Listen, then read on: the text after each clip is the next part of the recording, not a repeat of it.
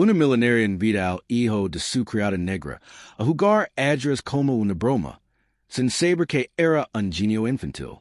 La voz de la señora Victoria Whitman Razono en el salón de su mansion en Beverly Hills, cargada con la arrogancia típica de alguien que nunca ha tenido que ganarse nada por sí misma.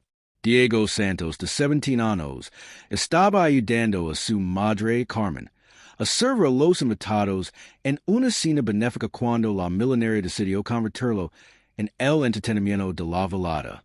Los demás invitados, empresarios, políticos y sus aburridas esposas rieron discretamente dichas de sus copas de champán de $1,000.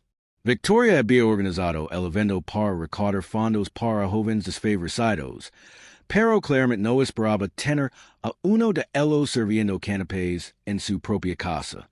La ironía le resultaba deliciosa.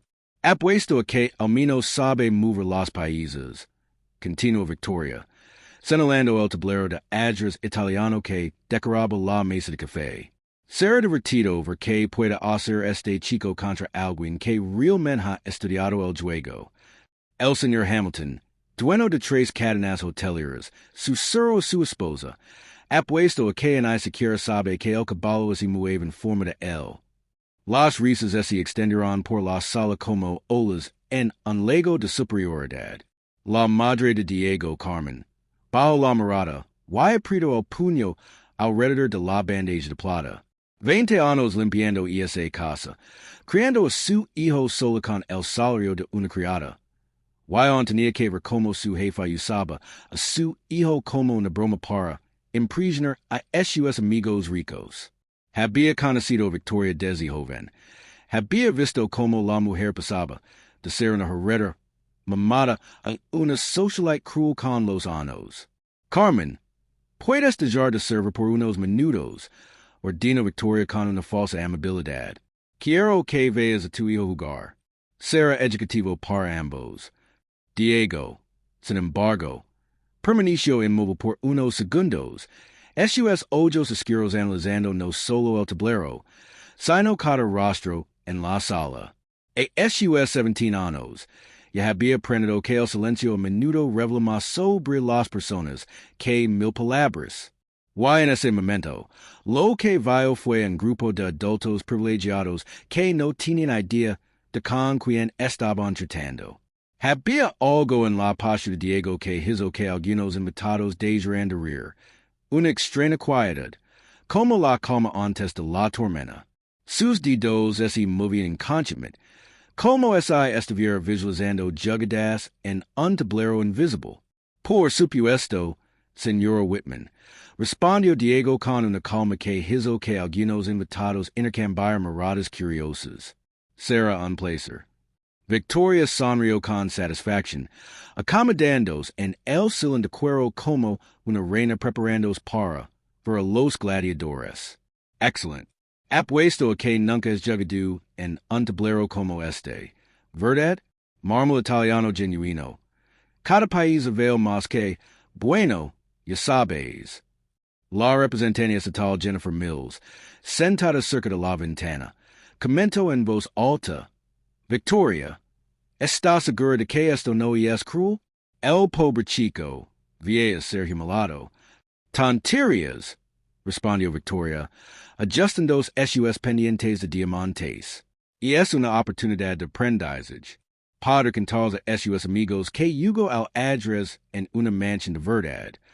Lo que Victoria Whitman no sabía, y lo descubriría de la peor manera posible, era que este chico de los barrios bajos había pasado los últimos 8 años estudiando cada apertura, cada estrategia, cada trampa que los grandes maestros habían ido. Mientras sus compañeros de escuela jugaban videojuegos, Diego devoraba libros de ajedrez prestados de la biblioteca pública y veía partidas legendarias en una computadora rota que él mismo había arreglado. En las silenciosas madrugadas, mientras Carmen trabajaba turnos dobles limpiando, Diego analizaba partidas de Kasparov, Fischer y Carlson. Había memorizado más de 200 aperturas diferentes y podía recitar de memoria las 50 defensas más famosas de la historia del ajedrez. Pero, So Britadu, ella no tenía idea de que estaba a punto de ser humillada por el mismo chico que había subestimado por puro prejuicio, frente a todos sus poderosos amigos. Y cuando la verdad saliera a la luz, no sería solo una derrota en el ajedrez, sino una lección que le vería consigo por el resto de su vida. Mientras Victoria acomodaba los países con movimientos teatrales, Diego observaba a cada invitado. Algo en sus ojos sugería que no solo se estaba preparando para un juego, sino para reescribir cada suposición en esa sala sobre quien Mauricio respiró realmente. Si esta historia prejuicio y superación te ha tocado, no olvides escribir al canal, porque lo que pasó después demostró que juzgar a alguien por su apariencia puede ser el error más costoso que una persona cometa en su vida. Victoria tomó su lugar con los países blancos, con la confianza de alguien que nunca había perdido nada importante en su vida. Siempre juego con blancos, querida, y es una tradición familiar. Dijo, ignorando completamente que en el ajedrez serios el color de los países ese decide por sorteo. Diego asintió en silencio y acomodó sus países negros con una precisión que hizo que el señor Hamilton frunciera el seno. Cada país fue colocado exactamente en el centro de su casilla, perfectamente alineada, como si ese tablero de mármol italiano fuera solo uno de los cientos que había enfrentado antes. Hagamos esto en Razani, anunció Victoria a los invitados. Si el chico logra darme aunque un susto, donaré $1000 no sé, alguna escuela pública. Las risas resonaron de nuevo en la sala, pero esta vez Diego levantó la mirada, y sonrió. Una sonrisa que no legó a sus ojos. Carmen sintió un escalofrío. Conoce esa sonrisa. Era la misma que Diego tenía de niño cada vez que alguien lo subestimaba en competencias escolares, la misma que usó a los 12 años cuando dijo que no necesitaba ayuda con sus tareas de matemáticas. Victoria abrió el juego con un movimiento conservador de peón y for. Indio de rey, corrido, una apertura clásica que aprendimos en Harvard, explicó condescendientemente. ¿Cómo si estuviera enseñando a un niño a atarse los zapatos? Diego respondió al instante. C5, la defensa siciliana. Un silencio incómodo llenó la sala. Ese no era el movimiento de alguien que quizá sepa mover los países. Era la respuesta de alguien que conoce la teoría. En Razani, murmuró la congresista Mills, inclinándose hacia adelante. Victoria dudó por 3 segundos, lo suficiente para que Diego se diera cuenta de que ella había memorizado media docena de aperturas, pero no entendía realmente los principios dichos de Ellis. Jugó en F3, siguiendo un patrón que probablemente había aprendido en algún club social. Mientras Victoria pensaba en su siguiente movimiento, Diego permitió que su mente viajar brevemente al pasado. 8 años antes, cuando tenía solo 9 años, había encontrado un libro de ajedrez roto en la basura de la biblioteca. Lo llevó a casa escondido en su mochila, y le pidió a Carmen que le enseñara las reglas básicas. Millo, ¿por qué quieres aprender eso?, había preguntado su madre, exhausta tras un doble turno de limpieza. Para ser como los chicos ricos, mamá. Siempre dicen que son más inteligentes que nosotros. En ese entonces, Carmen ganaba solo $600 al mes. No había dinero para lecciones, para una computadora, para nada. Pero estaba la biblioteca pública, que se convirtió en el segundo hogar de Diego. Cada día después de la escuela, caminaba 3 kilómetros para estudiar partidas históricas en libros polvorianos que nadie masticaba. Victoria finalmente jugó D3, un movimiento tímido que revelaba su naturaleza conservadora en el ajedrez y en la vida. Prefería posiciones seguras de control, donde la clase social podía garantizar la victoria. Diego respondió con en C6, desarrollando con propósito. Cada uno de sus movimientos fue ejecutado en menos de 5 segundos, como si estuviera siguiendo mental que había memorizado hace años. Nuestro pequeño está moviendo demasiado rápido. Comento Victoria a los invitados. En el ajedrez de verdad, piensas antes de jugar. Fue entonces cuando Diego cometió su primer error psicológico. Hizo una pausa. Fingió pensar profundamente durante 15 segundos y jugó G6, preparando el fianquero del alfil. Era un movimiento que cualquier principiante haría instintivamente, pero en realidad formaba parte de un plan estratégico complejo que tardaría 10 movimientos más en revelarse.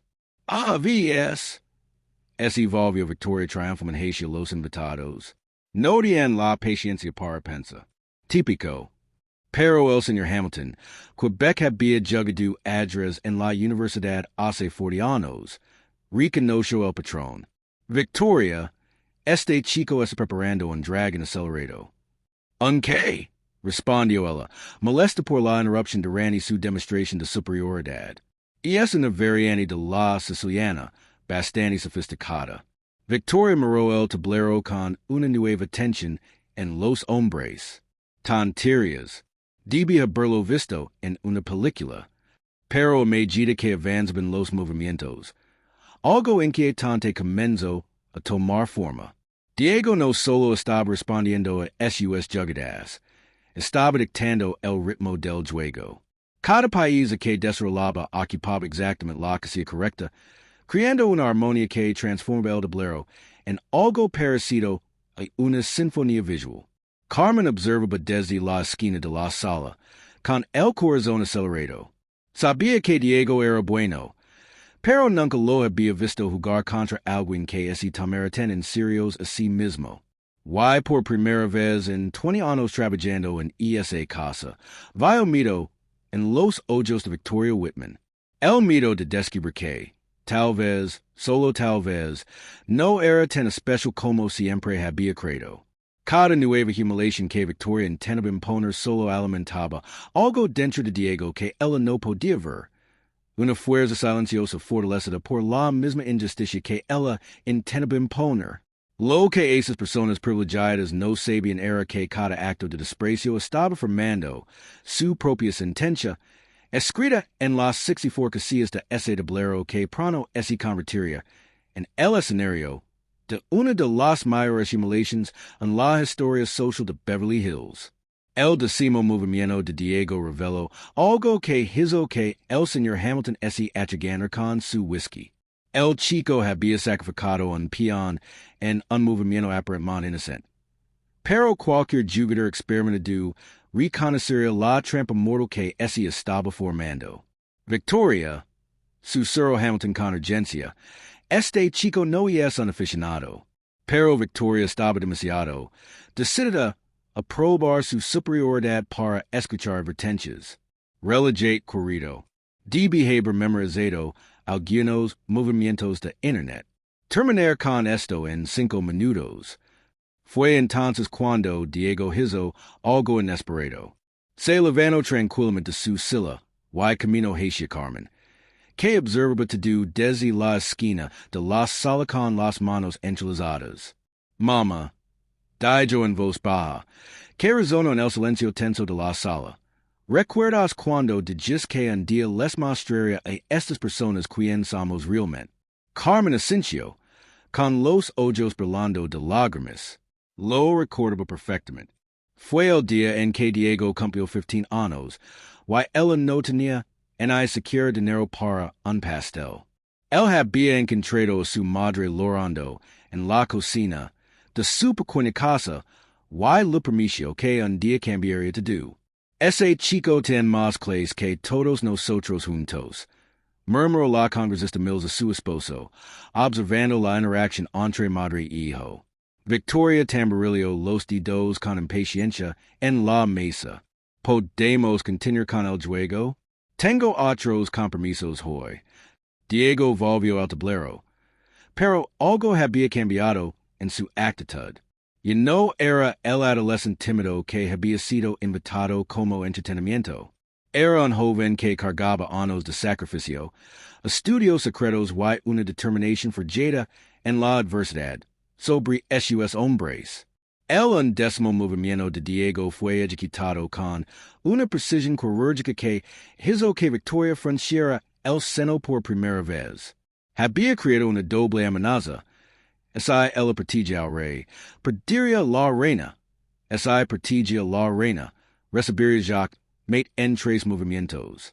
Eso no es posible, murmuró Victoria, estudiando el tablero con atención por primera vez desde que comenzó el partido.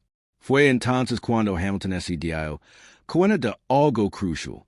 Victoria está siendo superada por un chico que probablemente nunca ha pasado un club de ajedrez formal en su vida. Mientras Victoria intentaba encontrar una salida a su dilema, Diego aprovechó para observar cada rostro en la sala. La congresista Mills había dejado de beber champán, y estaba inclinada hacia adelante, fascinada. El dueño de la cadena hotelera había dejado su celular a un lado. Incluso la esposa de Hamilton, Quebec había estado hojeando una revista de moda, ahora prestaba toda su atención al juego. Carmen conoce esa mirada en el rostro de su hijo. Era la misma que tenía a los 12 años cuando descubrió la sección de ajedrez en la biblioteca pública, la misma que tuvo durante 5 horas seguidas estudiando partidas históricas en una computadora lena y rota, la misma que lo hacía despertarse a las 5 de la mañana para resolver problemas tácticos antes de ir a la escuela. Victoria finalmente hizo un movimiento, un intento desesperado de escapar de la trampa, pero era demasiado tarde. Diego había calculado esa posibilidad 6 movimientos atrás. Jacques dijo simplemente, moviendo su reina una posición que ofrecía 3 continuaciones ganadoras diferentes. El silencio en la sala era ensordecido. Victoria miró el tablero. Luego a Diego, luego de nuevo al tablero. Sus manos temblaban ligeramente, no de miedo, sino de una rabia contenida al darse cuenta de que estaba siendo destruida sistemáticamente por alguna quien considerable inferior. Debes haber visto esa secuencia en algún lugar. Dijo, con la voz más aguda de lo normal.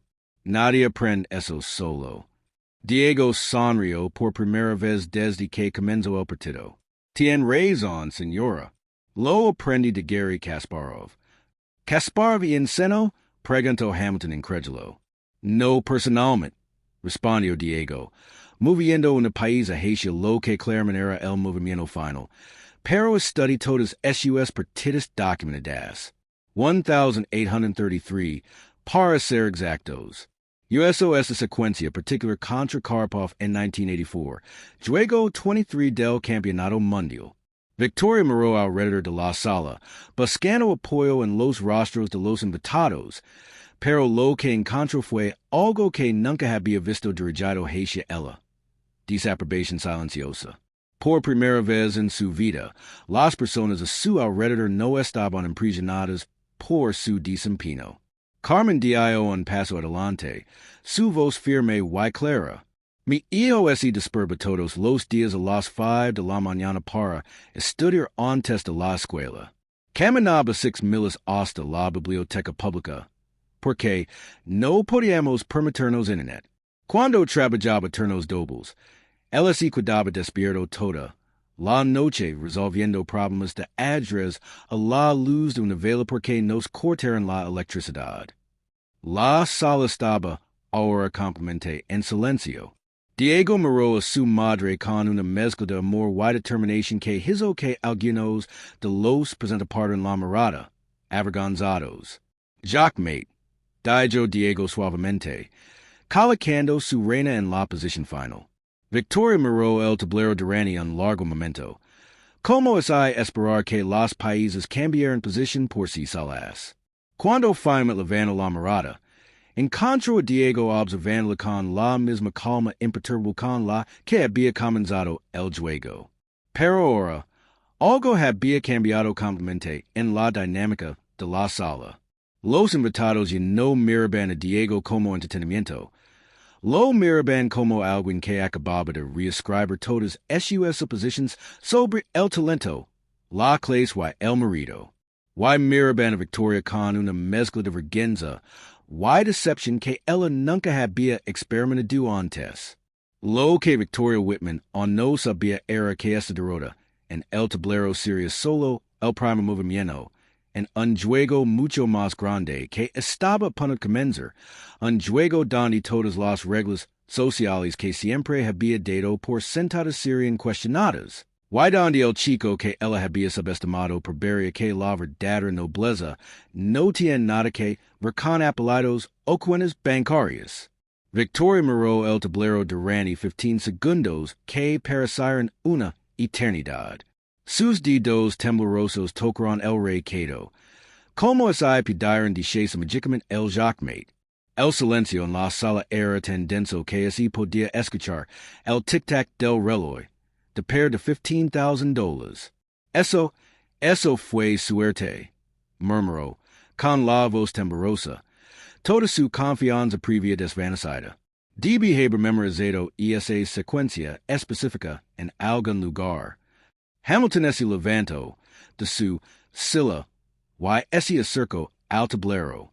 Victoria, ese chico acaba de ejecutar una variante de la siciliana que ni siquiera yo conocía, y estado jugando este juego durante 40 años. La congresista Mill sacó su celular y comenzó a grabar discretamente. Como política experimentada, reconoció de inmediato el valor viral de este momento. Una Millonario resiste siendo humillada por un prodigio al que había subestimado. No lo aceptó, dijo Victoria, levantándose abruptamente y derribando algunos países. Algo está mal aquí. Nadie aprende a jugar así solo. Alguien lo entrenó específicamente para humillarme. Diego permaneció senado, observándola con la misma calma imperturbable. ¿Le gustaría una revancha? Puedo jugar contra cualquiera aquí, o contra todos a la vez si lo prefiero. El comentario provocó un murmullo nervioso entre los invitados. Era una oferta que sonaba imposible, pero después de lo que acababan presenciar, nadie se atrevía a dudar de él. Ahora está siendo arrogant, replicó Victoria, con el rostro rojo de ira y humiliación. Un chico de los barrios bajos no lo habla hacia sus superiores. Fue entonces cuando Carmen dio un paso adelante y, por primera vez en 20 años, miró a Victoria Whitman directamente a los ojos sin bajar la cabeza. Señora Whitman, dijo Carmen, con voz firme y clara, mi hijo no es de los barrios bajos. Somos de una comunidad trabajadora, y no está siendo arrogant. Está siendo honesto sobre sus habilidades, algo que usted claramente no puede hacer con las suyas.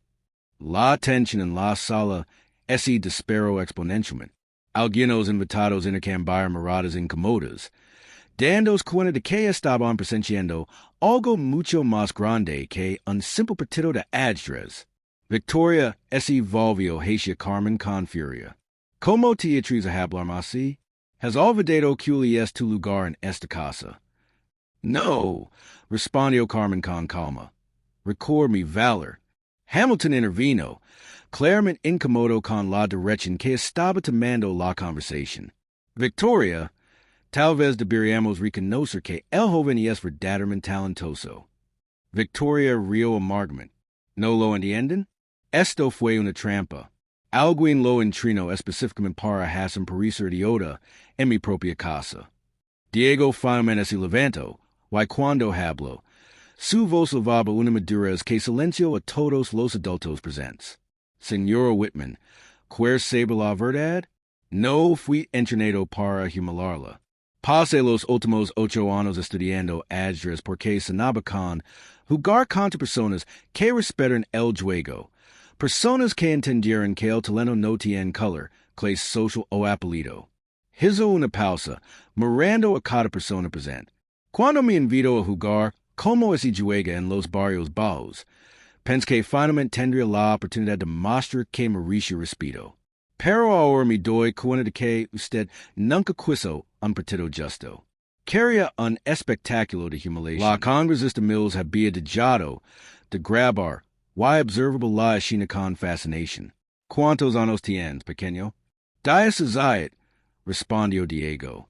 ¿Y cuánto tiempo llevas llegando en serios? 8 años. Mills miró a Victoria con una expresión que mezclaba incredulidad y desaprobación.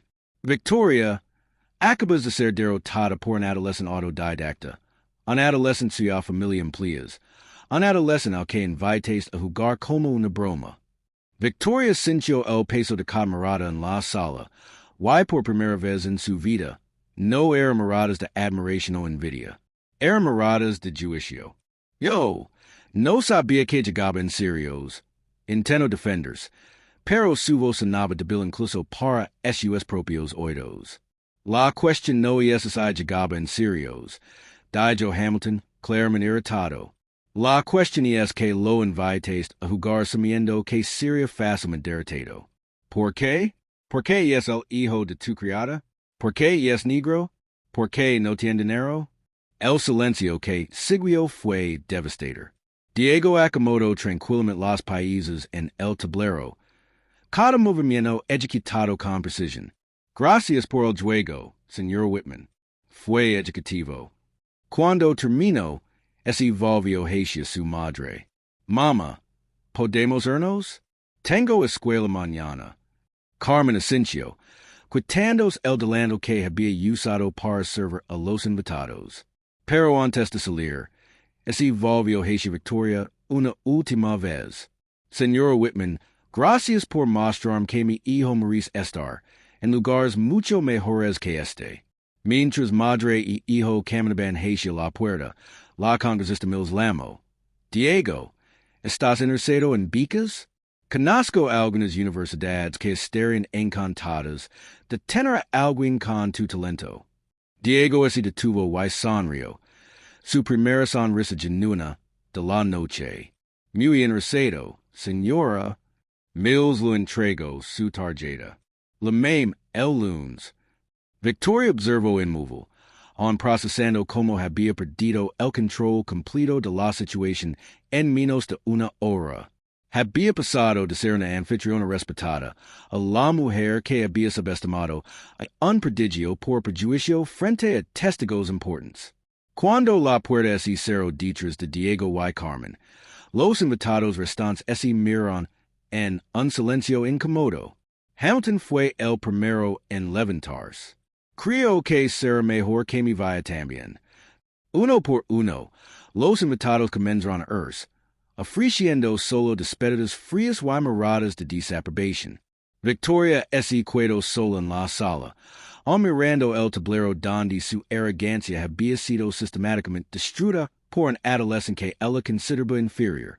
Pero lo que no sabía era que esa noche sería solo el primer movimiento en un juego mucho más grande. Uno donde Diego Santos reescribiría no solo su propia historia, sino que cuestionaría todo el sistema de privilegios que personas como Victoria Whitman daban por sentido. Mientras Diego caminaba casa con su madre bajo las estrellas de Beverly Hills, lavaba en el bolsillo la tarjeta que cambiaría su vida para siempre. Y en su mente, ya estaba calculando no solo movimientos de ajedrez, sino movimientos en un juego mucho más grande. El juego de probar que la verdadera nobleza no se puede comprar con dinero, sino que se gana con carácter. 6 meses después, Diego Santos caminaba por los pasillos de la Universidad de Stanford con una beca completa para estudiar ingeniería. La congresista Mills había cumplido su promesa, conectando no solo con oportunidades académicas, sino con un mundo en de personas que reconocen el talento sin importar el origen social. El video de esa noche en Beverly Hills se había vuelto viral. 3 millones de vistas en 2 semanas, no porque alguien hubiera grabado el partido, sino porque la propia congresista Mills había compartido la historia en sus redes sociales, convirtiendo a Diego en un símbolo de superación y a Victoria en un ejemplo de lo que no se debe hacer cuando se tiene privilegio. Prodigio joven destruye Millonario preciosa en Ajedrez fue el titular que circuló por todo Internet. Los comentarios fueron implacables. Que vergüenza para esa mujer y ese chico merece todas las oportunidades del mundo, dominaron las secciones de respuestas. Victoria Whitman se había convertido en persona non grata en sus propios círculos sociales. El Club de Golf canceló su membresía tras la prisión de otros miembros. Tres organizaciones benéficas eliminaron su nombre de los eventos. Incluso Hamilton, su amigo de décadas, comenzó a evitarla en reuniones sociales. Victoria siempre ha sido arrogante, pero nunca imaginó que pudiera ser tan cruel. Comenzó la esposa de Hamilton durante una cena en Malibu. Humillará a un niño así frente a todos. Lo peor para Victoria fue darse cuenta de que Diego nunca había buscado venganza en la exposición. Él simplemente había jugado al ajedrez, algo que hacía de forma natural, con una maestría desarrollada a través de años de dedicación silenciosa. La humiliación que él sintió fue autoinfligida, un resultado directo de sus propios supuestos prejuiciosos. Carmen había sido ascendida supervisor de limpieza en un hotel de 5 estrellas en Santa Mónica, un trabajo que pagaba 3 veces más y venía con beneficios médicos completos. No era caridad. Era un reconocimiento al profesionalismo que siempre había demostrado, ahora finalmente valorado por empleadores que veían más allá de los prejuicios. Diego fundó un programa de ajedrez en línea gratuito que conectaba a jóvenes de comunidades desfavorecidas con mentores universitarios. En menos de 6 meses, 1,200 niños estaban aprendiendo no solo cómo mover países, sino estrategias de vida que ninguna ola formal podía enseñar. El ajedrez me enseñó que cada persona tiene un valor estratégico único, explicó Diego durante una entrevista con CNN. Victoria Whitman me enseñó que algunas personas necesitan perderlo para aprender que es lo que realmente importa. Cuando le preguntaron esa garda contra la mujer que intentó humillarlo, Diego sonrió con la misma calma que había mostrado esa noche fatídica. Los rencores son países que solo estorban en el juego. Prefiero concentrarme en lo que puedo construir. Victoria vio esa entrevista sola en su mansión, ahora veía de los amigos que la habían abandonado. Por primera vez, entendió realmente lo que había perdido esa noche. No solo un partido de ajedrez, sino la oportunidad de ser una mejor persona. Hamilton la amó una vez después del incidente, solo para Decker. Victoria, tú creaste esa situación. Diego solo respondió con una clase que deberías haber mostrado desde el principio. La leche resonó más ala de Beverly Hills. Diego demostró que la verdadera nobleza no proviene de apellidos en cuentas bancarias, sino del carácter forjado en la adversidad y demostrado a través de las acciones. Convirtió el prejuicio en propósito, la humiliación a otros en su propio crecimiento. Hoy, cuando Diego mira hacia el futuro, no ve limitaciones impuestas por otros, sino posibilidades creadas por su propia determinación. Victoria había intentado disminuirlo para ser más grande, pero termina revelando que la verdadera grandeza es medida por la capacidad de elevar a otros, no de derribarlos. Carmen colgó con orgullo una foto de Diego recibiendo su primera mención honorífica académica en Stanford. Junto a ella, un certificado del programa de ajedrez que ella había impactado a miles de jóvenes. Logros que ningún dinero podía comprar y ningún prejuicio podía robar. La mejor venganza. Como descubrió Diego, no es destruir quienes intentan disminuir. Es construir algo tan extraordinario que su mediocridad se vuelve irrelevante por comparación. Victoria Whitman intentó convertirlo en entretenimiento, pero Diego Santos se convirtió en inspiración. Y esa diferencia define no solo quien gana en el ajedrez, sino quien gana en la vida. Si esta historia de superación y justicia te ha tocado el corazón, suscríbete al canal para más historias que prueben que el verdadero poder no radica en tener privilegios, sino en convertir los obstáculos en oportunidades para un crecimiento extraordinario.